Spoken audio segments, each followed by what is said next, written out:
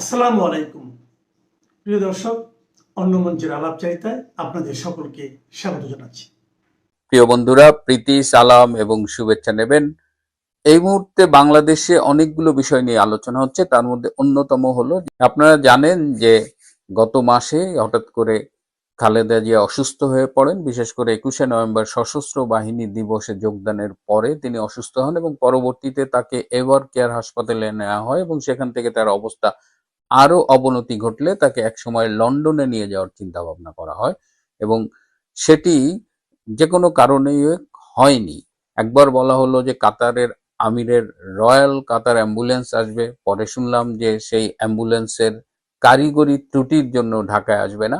যদিও আমরা যতদূর জানি যে কাতারের আমিরের অনেকগুলো এয়ার অ্যাম্বুলেন্স আছে, সুতরাং একটাই কারিগরি ত্রুটি হলে অন্যগুলো তিনি পাঠাতে পারলেন। পরে শুনলাম যে জার্মানিতে একটি এয়ার অ্যাম্বুলেন্স ভাড়া করা হয়েছে এবং তারা এসেই নিয়ে যাবেন, কিন্তু সেটিও ঘটেনি। পরবর্তীতে যেটা জানলাম, সম্ভবত ম্যাডাম খালেদা জিয়ার শারীরিক অবস্থা এই দীর্ঘ 11-12 ঘন্টার এয়ার অ্যাম্বুলেন্সের ট্রাভেলটা সইতে পারবে না, এ কারণেই তাকে পাঠানো হয়নি। কোনো এয়ার অ্যাম্বুলেন্স কোম্পানিও তাকে নিয়ে যেতে রাজি হয়নি এই শারীরিক অবস্থার কারণে।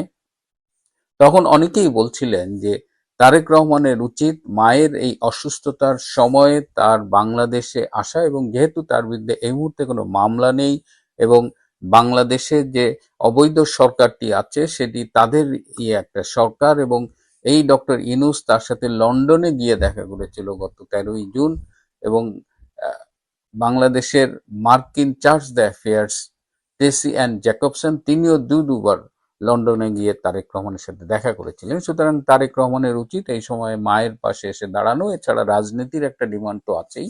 রাজনীতিতে নেতাকর্মীরা অনেকদিন ধরেই চাইছেন তারেক রহমান বাংলাদেশে এসে দলটির নেতৃত্ব দিক। যদিও বিএনপির নেতৃবৃন্দ বিভিন্ন সময়ে বলেছে যে তারেক রহমান অচিরেই আসছেন, নভেম্বর মাসে, বিশেষ করে 7ই নভেম্বর তিনি সারপ্রাইজ দিতে বাংলাদেশে এসে হাজির হবেন, এমন একটি কথাও আমরা শুনেছিলাম।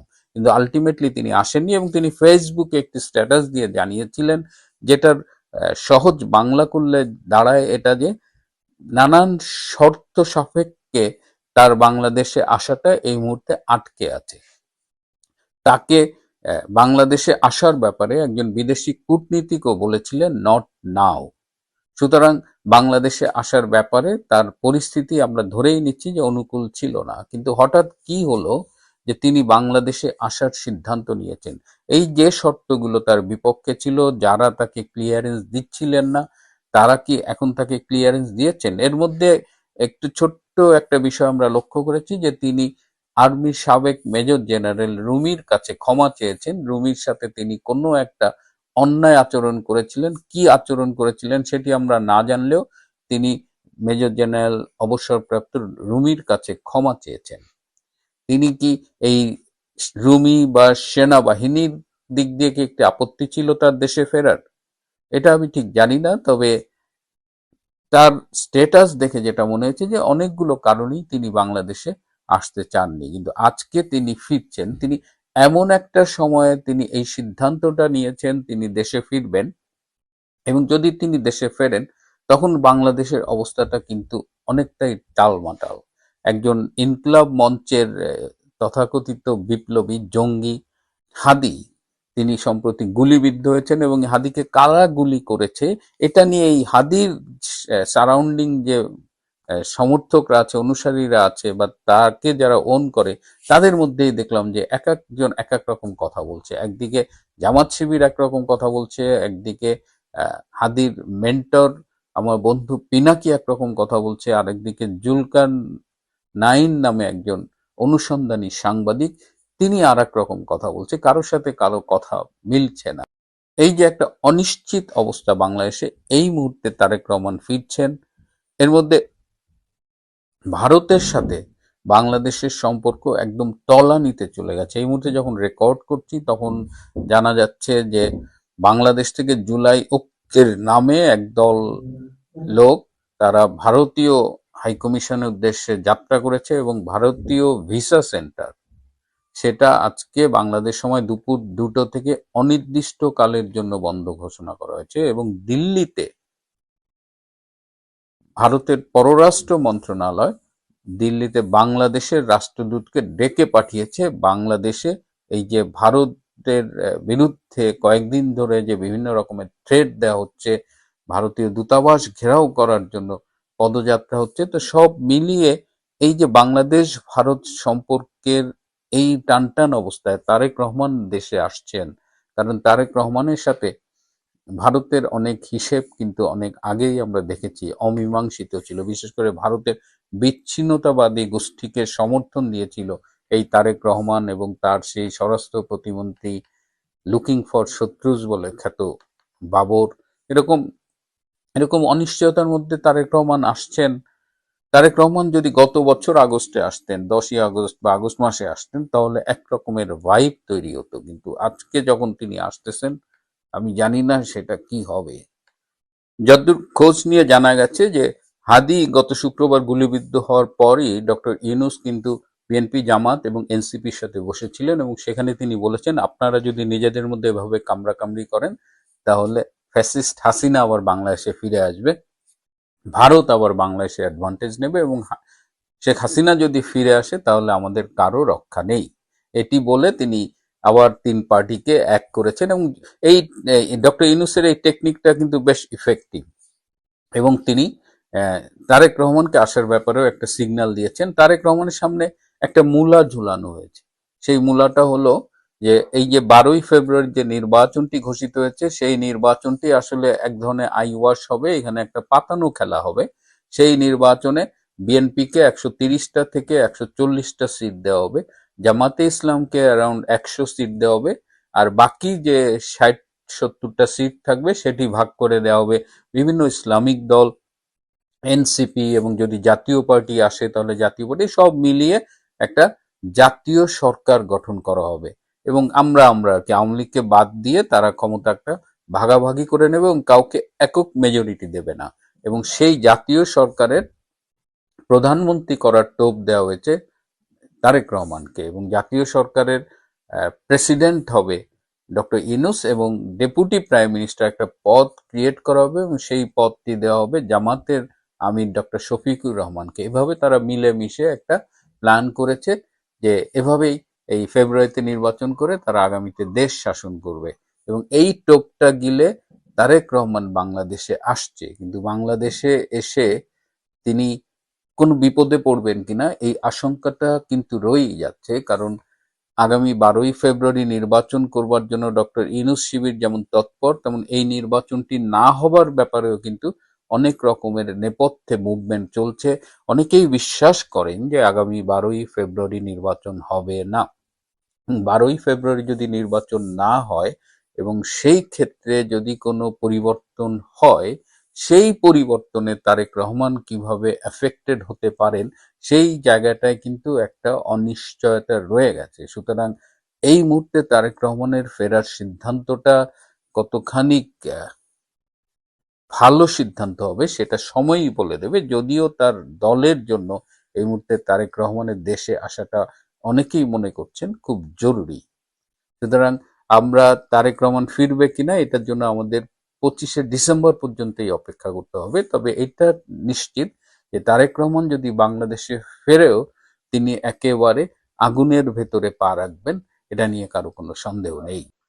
আজকে দিল্লিতে দুপুরে বাংলাদেশের রাষ্ট্রদূত রিয়াজ হামিদুল্লাহকে ভারতের পররাষ্ট্র মন্ত্রণালয়ে তলব করা হয়েছিল। তাকে কেন তলব করা হয়েছিল এবং তাকে পররাষ্ট্র মন্ত্রণালয়ে ডেকে নিয়ে কি কথা বলা হয়েছে আজকে সেটি নিয়ে আলাপ করব।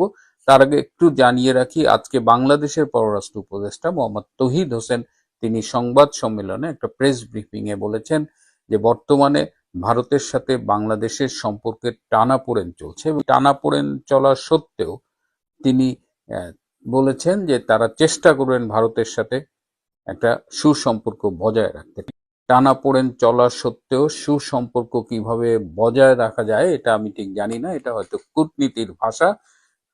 ভারত যে কারণে বাংলাদেশের রাষ্ট্রদূতকে দিল্লিতে ডেকেছে এর কারণ হলো যে কয়েকদিন ধরে ক্রমাগতভাবে ভারত বিরোধী বিভিন্ন উস্কানিমূলক বক্তব্য রাখছে। এই হাসনাত আবদুল্লাহ সম্প্রতি বলেছেন যে তারা ভারতের যে 7 স্টেটস আছে, নর্থ ইস্ট 7 স্টেটস, তাদের ভারত থেকে বিচ্ছিন্ন করে দেবে এবং ভারতের বিচ্ছিন্নতাবাদী গোষ্ঠীগুলোকে বাংলাদেশের স্থান দেওয়া হবে। অত্যন্ত আপত্তিকর এই বক্তব্যের পাশাপাশি আরো অনেকেই বলেছে এবং আজকে দুপুরে march to Indian high commission কর্মসূচি ঘোষণা করেছে জুলাই ঐক্য, এবং তারা রামপুরা থেকে মার্চ করেছে এবং সেই মার্চ উত্তর বাড্ডাতেই পুলিশ ঠেকিয়ে দিয়েছে। ফলশ্রুতিতে যেটা হয়েছে যে ঢাকায় যে ইন্ডিয়ান ভিসা সেন্টার আছে সেটি অনির্দিষ্টকালের জন্য বন্ধ করা হয়েছে আজকে ঢাকা সময় 2টায়।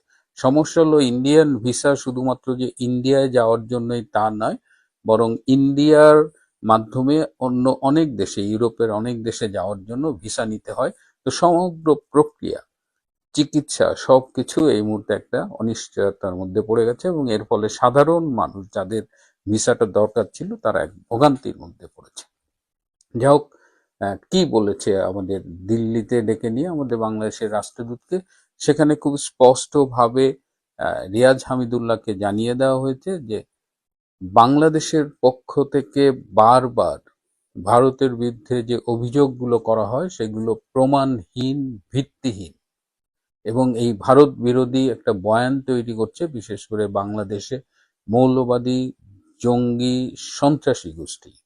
এই সন্ত্রাসী গোষ্ঠী তারা কোনো প্রমাণ ছাড়াই ভারতের বিরুদ্ধে বিভিন্ন উস্কানিমূলক বক্তব্য রাখছে এবং তার প্রতিবাদ জানাতেই আজকে বাংলাদেশের রাষ্ট্রদূতকে ভারতের পররাষ্ট্র মন্ত্রণালয় ডাকা হয়েছিল। খুব স্পষ্টভাবে ভারতের পক্ষ থেকে বলা হয়েছে ভারত এখনো চায় বাংলাদেশে একটি ইনক্লুসিভ নির্বাচন হোক এবং বাংলাদেশে একটি স্থিতিশীল পরিস্থিতি বিরাজ করুক।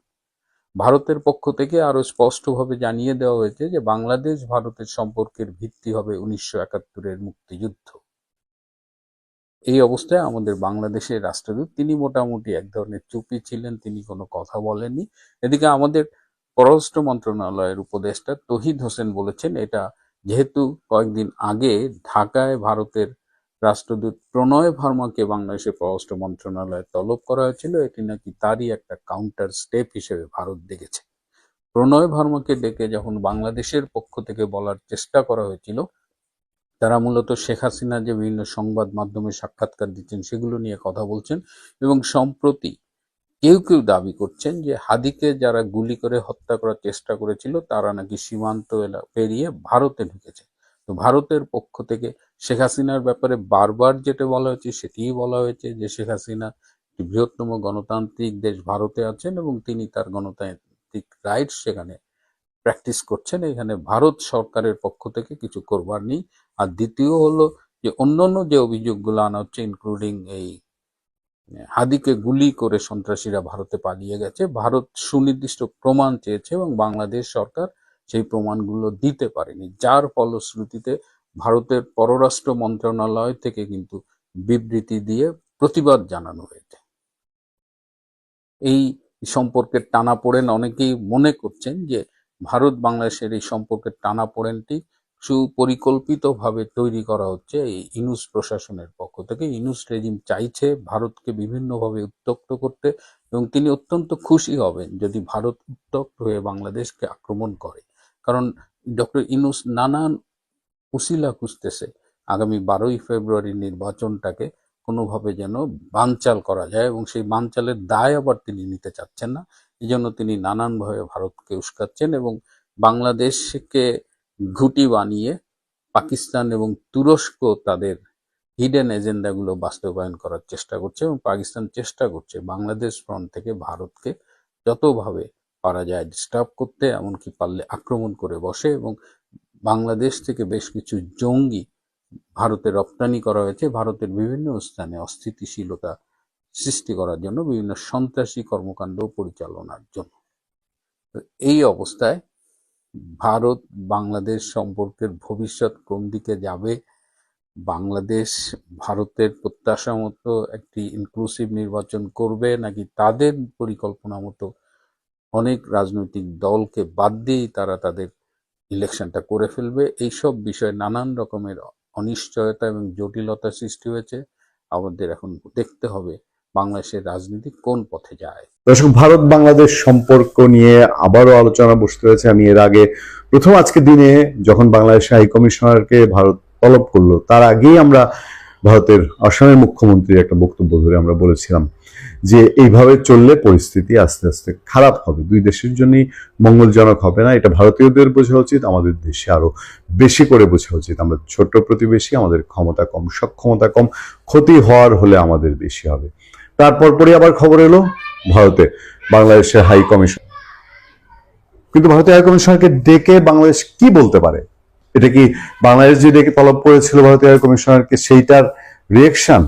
কিন্তু পরে জানা গেল না রিয়েকশন, তা না আরো ব্যাপক ঘোলঘটা, গঞ্জাম এবং প্যাচের ইঙ্গিত, এবং সেই খবরগুলোই পত্রপত্রিকায় এসছে সেগুলো খুবই সাংঘাতিক। আমি আপনাদেরকে বলেছিলাম এগুলো নিয়ে আমরা পরবর্তীতে আবার আলাপ করব। যে খবরগুলো আমাদের সামনে আছে, খবর কোনোটাই আমাদের জন্য খুব একটা সুখকর খবর হওয়ার কথা না, বা খবরগুলোকে আমরা যদি একেবারেই উড়িয়ে দিই তাহলে সেই ব্যাপারটা একটু দুশ্চিন্তারই হবে। বরঞ্চ ইতিমধ্যেই বড় বড় পত্রপত্রিকা যেগুলো আছে সেগুলো খবর দিয়েছে ঢাকায় অবস্থিত ভারতীয় হাই কমিশনে সাম্প্রতিক নিরাপত্তা হুমকি এবং বাংলাদেশে কোনো কোনো রাজনৈতিক নেতার উস্কানিমূলক ভারত বিরোধী বক্তব্যের কূটনৈতিক প্রতিবাদ জানাতে ভারতের পররাষ্ট্র মন্ত্রণালয় আজ দিল্লিতে নিযুক্ত বাংলাদেশের রাষ্ট্রদূত মোহাম্মদ রিয়াজ হামিদুল্লাহকে তলব করেছে। দেখেন, দুইটা ইস্যু কি বলা হচ্ছে। একটা হচ্ছে যে নিরাপত্তাটা হচ্ছে তাদের হাই কমিশনের নিরাপত্তা, সেই হাই কমিশন ঘেরাওয়ের কর্মসূচি আছে, সেই নিরাপত্তা, এবং বাংলাদেশে বসে উস্কানিমূলক ভারত বিরোধী বক্তব্য, মানে হাসনাত আব্দুল্লাহ যে বক্তব্যটা দিয়েছে যে তারা 7 সিস্টার বিচ্ছিন্ন করে ফেলবে প্রয়োজনে। হ্যাঁ, এই তলবের ঘটনা ঘটলো এমন এক প্রেক্ষাপটে যখন জুলাই ঐক্য নামের একটি সংগঠন বুধবার ঢাকায় ভারতীয় হাই কমিশন ঘেরাও করার ঘোষণা দিয়েছে। এই কারণে ঢাকায় কূটনৈতিক এলাকায় নিরাপত্তা জোরদার করা হয়েছে। ভারতের পররাষ্ট্র মন্ত্রণালয় জানিয়েছে বাংলাদেশে ক্রমশ অবনতির দিকে যাওয়া নিরাপত্তা পরিস্থিতি নিয়ে ভারতের গভীর উদ্বেগের কথা হাই কমিশনার হামিদুল্লাহকে অবহিত করেছে। যদিও বাংলাদেশের নিরাপত্তা পরিস্থিতি উদ্বেগজনক নয়, বাংলাদেশের নিরাপত্তা পরিস্থিতি ক্রমশ অবনতিশীল নয়, এটা সরকারের বিভিন্ন সেক্টরের দায়িত্বশীল ব্যক্তিরা বলে আসছেন। বলছেন সরকারের স্বরাষ্ট্র উপদেষ্টা, বলছেন প্রধান নির্বাচন কমিশনার যে বাংলাদেশের নিরাপত্তা পরিস্থিতি ভালো আছে, অবনতিশীল না। ভারত থেকে বিবৃতি আবার দিয়েছে এই বাংলাদেশ হাই কমিশনারকে ডাকার পরে। মন্ত্রণালয়ের বিবৃতিতে বলা হয়, বিশেষ করে কিছু চরমপন্থী গোষ্ঠীর কর্মকাণ্ডের বিষয়ে তার দৃষ্টি আকর্ষণ করা হয়েছে, মানে বাংলাদেশ হাই কমিশনের দৃষ্টি আকর্ষণ করেছে, যারা ঢাকায় অবস্থিত ভারতীয় মিশনের চারপাশে নিরাপত্তা সংকট সৃষ্টির পরিকল্পনার ঘোষণা দিয়েছে। বিষয়টা অনেক জটিল না? চরমপন্থী গোষ্ঠী, তাহলে বাংলাদেশের হাই কমিশনারকে কি সুনির্দিষ্টভাবে কোনো তালিকা দেওয়া হয়েছে? বলা হয়েছে এরা চরমপন্থী গোষ্ঠী এবং তারা বাংলাদেশের হাই কমিশনারের আশেপাশে নিরাপত্তা বিঘ্ন তৈরি করবে। ভারত জানিয়েছে সাম্প্রতিক সময়ে বাংলাদেশে ঘটে যাওয়া কিছু ঘটনার পটভূমিতে চরমপন্থী গোষ্ঠীগুলো যে ভ্রান্ত বয়ান তৈরি করার চেষ্টা করছে তা ভারত সম্পূর্ণভাবে প্রত্যাখ্যান করে। বিবৃতিতে আরো বলা হয়, দুঃখজনকভাবে অন্তর্বর্তী সরকার এ পর্যন্ত ঘটনার পূর্ণাঙ্গ তদন্ত করেনি। সরকারের প্রতি একটা অভিযোগ আছে এবং সংশ্লিষ্ট ঘটনাগুলো সম্পর্কে ভারতের সঙ্গে কোনো অর্থবহ প্রমাণও ভাগ করে নেয়নি। গত বেশ কিছুদিন ধরেই ভারত ও বাংলাদেশ সরকারের মধ্যে বিবৃতির যুদ্ধ চলছে। তারা একে অন্যের রাষ্ট্রদূতকেও হরহামেশাই তলব করে নানা ইস্যুতে প্রতিবাদ জানাচ্ছে।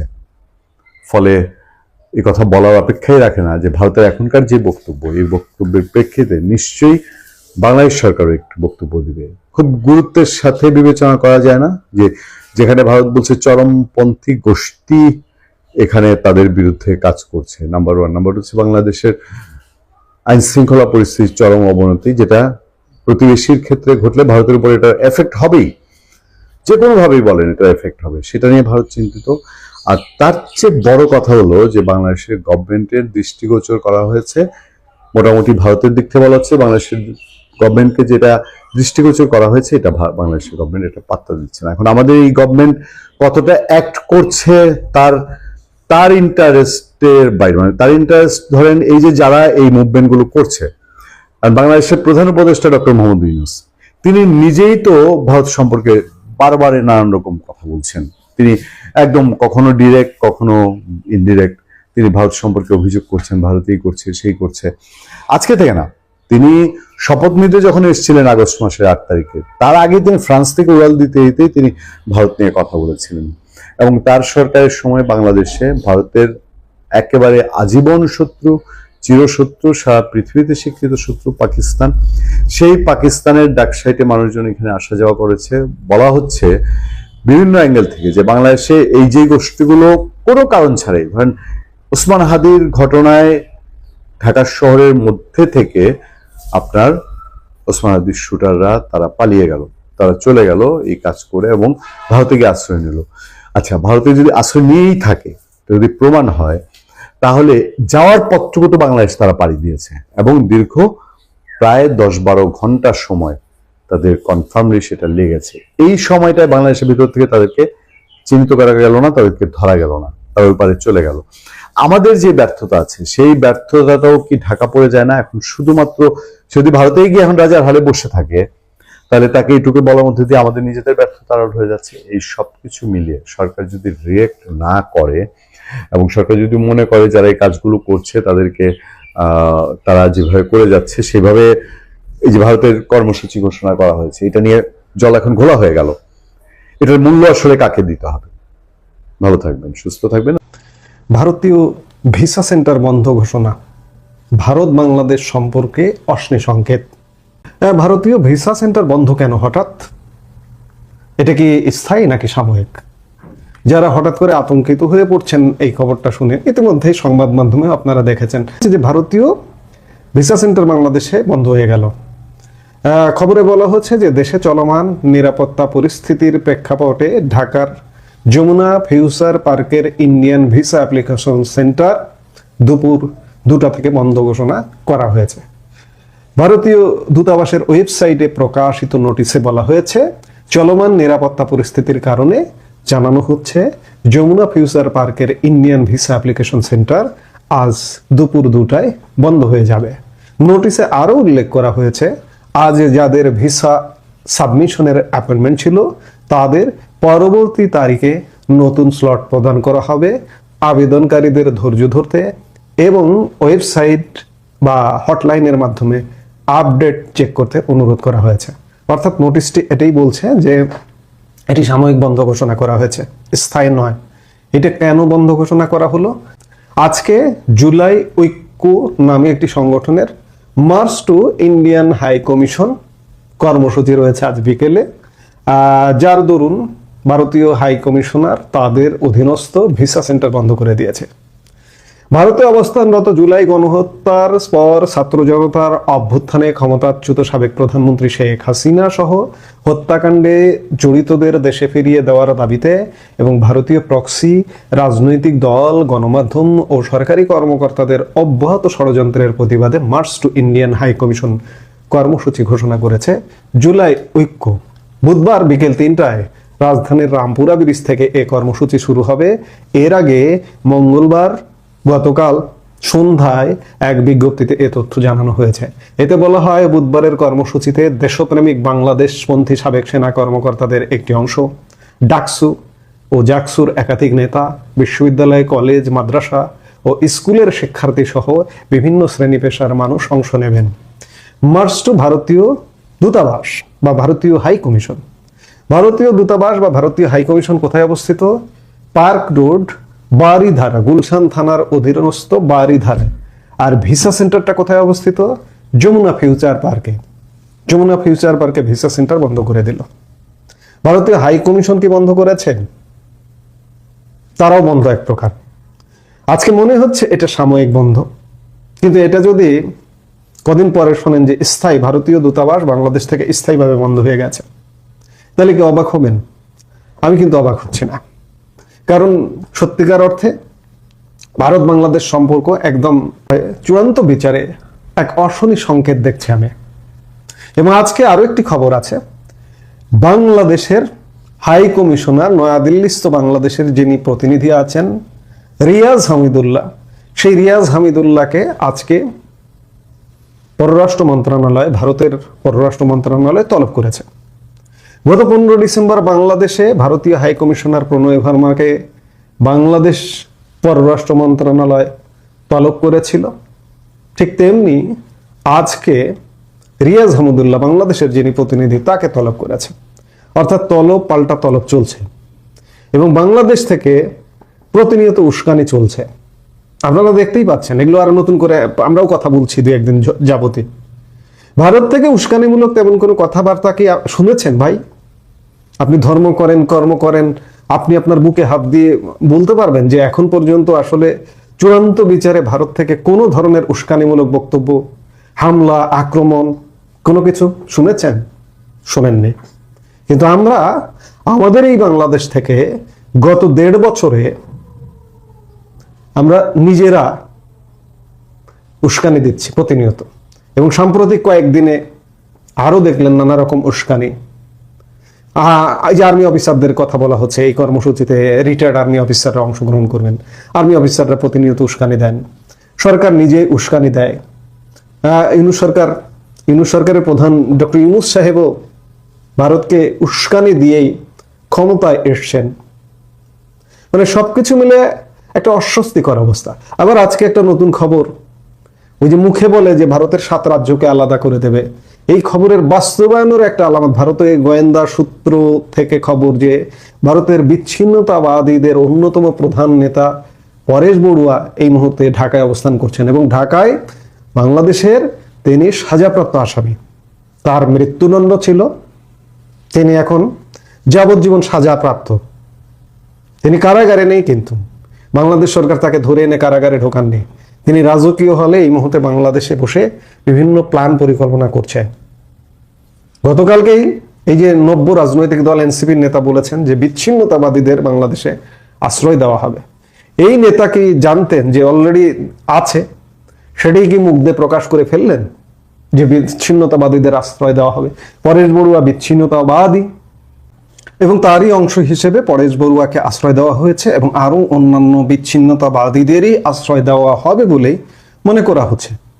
এবং আজকে রিয়াজ হামিদুল্লাহকে ডাকবার বা তলব করবার অন্যতম কারণ হতে পারে এই যে 7 রাজ্যকে বিচ্ছিন্ন করে দেবার কথা, কিংবা ভারতীয় দূতাবাস অভিমুখে লং মার্চ, ভারতীয় ভিসা সেন্টার বন্ধ ইত্যাদির প্রেক্ষিতেই এই তলবটা হতে পারে। এই যে 7 রাজ্যকে বিচ্ছিন্ন করে দেবার বাংলাদেশের দাবি বা বাংলাদেশের বক্তব্যের প্রেক্ষিতে আসামের মুখ্যমন্ত্রী হিমন্ত বিশ্ব শর্মাও কিন্তু হুঙ্কার দিয়েছেন গত পরশু। সবকিছু মিলিয়ে ভারত এবং বাংলাদেশ সম্পর্কে আমি আসলে অশনি সংকেত দেখছি, এবং আগামী জাতীয় সংসদ নির্বাচন মাত্র কয়েকদিন পরে হবার একটা সম্ভাবনা দেখা দিয়েছে। এই নির্বাচনের আগেই হয়তো সম্পর্ক ছিন্ন হয়ে যেতে পারে। যদি হয়েও যায়, অবাক হবার কিছু থাকবে না, কারণ দিনকে দিন যেভাবে উত্তেজনা বাড়ছে তাতে আমি অবাক হব না হঠাৎ করে যদি ভারত সরকার ঘোষণা করে যে বাংলাদেশ দূতাবাস আমরা বন্ধ করে দিলাম, বাংলাদেশের সাথে যাবতীয় কূটনৈতিক সম্পর্ক ছিন্ন করলাম। আমি গতকালকের একটি কন্টেন্টেও আহ্বান জানিয়েছি যে আপনারা কূটনৈতিক সম্পর্ক ছিন্ন করুন, যাবতীয় সম্পর্ক ছিন্ন করুন, কারণ আপনারা এই মুহূর্তে বাংলাদেশে যারা সরকার পরিচালনা করছে, রাজনৈতিক দল যারা, তারা অন্যতম মাথা ব্যথার কারণ হয়ে গেছে। তাদের কাছে আপনারা মাথা ব্যথার কারণ হয়েছেন। বাংলাদেশকে নিজের মতো চলতে দিন। আজকে বড় পরিতাপের বিষয়, এই যে বিভিন্ন কর্মসূচি দেখুন, জুলাই ঐক্য দূতাবাস অভিমুখে কর্মসূচি দিয়েছে, ইনকিলাব মঞ্চ, এবি পার্টি, এটা সেটা বিভিন্ন নামে এই যে ভৈফোর সংগঠন। আমি 1 বছর আগে ওই ধরনের কোনো সংগঠনের নাম শুনিনি, ইনকিলাব মঞ্চ নামে নাম শুনিনি, জুলাই ঐক্য নামে সংগঠনের নাম শুনিনি। জুলাই ঐক্য সম্ভবত গতকালকে তাদের প্রথম প্রতিষ্ঠা বার্ষিকী করেছে। এরা কারা আসলে? এদেরকে বলা হচ্ছে যে ছাত্র জনতা, ডাকসু জাকসু ইত্যাদি তারা অংশগ্রহণ করবেন। এই জুলাই ঐক্য বলুন, ইনকিলাব মঞ্চ বলুন, সবই জামাত শিবিরের এক একটা পার্ট।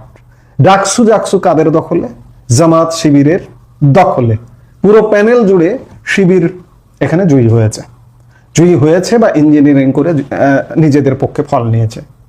তো কাজেই বাংলাদেশে এই মুহূর্তে জামাত শিবির যারা ধরুন চরম ভারত বিদ্বেষী অ্যাটিটিউড নিয়ে, বা বাংলাদেশের স্বাধীনতা মুক্তিযুদ্ধে যে ভুল ছিল, ভারত যে বাংলাদেশের স্বাধীনতা যুদ্ধে সহযোগিতা করেছে, এটিও তারা স্বীকার করে না, এটি বরঞ্চ ভারতকে কাঠগড়ায় দাঁড় করায়। এমনকি খেয়াল করেছেন আপনারা নিশ্চয়ই যে গতকালকে বাংলাদেশের প্রধান উপদেষ্টা জাতির উদ্দেশ্যে ভাষণ দিয়েছেন। সেই ভাষণে একটি শব্দও খরচ করেননি যে ভারতের প্রতি কৃতজ্ঞতা প্রকাশ করেননি যে ভারতের জন্য আজকে আমরা স্বাধীনতা অর্জন করেছি। কাজে যেটি বলছি যে সত্যিকার অর্থে আমি ভারত বাংলাদেশ সম্পর্কের ক্ষেত্রে অশনি সংকেত দেখছি। যে কোনো সময় ভারত বাংলাদেশ সম্পর্ক পুরোপুরি লক হয়ে যেতে পারে, এবং আমি বারবারই বলছি যে লক করে দিন আপনারা, কারণ আপনারা বাংলাদেশের জন্য এই মুহূর্তে অ্যালার্জির কারণ হয়েছেন, মাথা ব্যথার কারণ হয়েছেন। এই ব্যথাটা বন্ধ করুন। বাংলাদেশ একা একা নিজে নিজে চলুক।